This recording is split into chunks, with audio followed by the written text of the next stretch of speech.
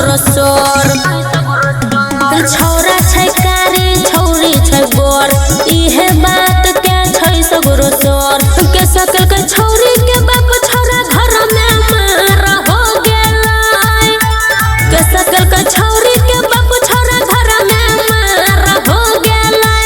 हमारा टोला में के छौरा छौरी लेके फरार हो गेलै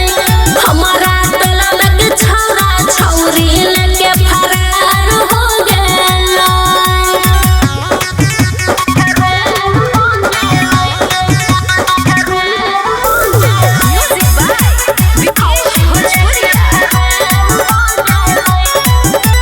पढ़ेला जाई छले दुनु गोरा जरे पता नहीं चले दै छले घरे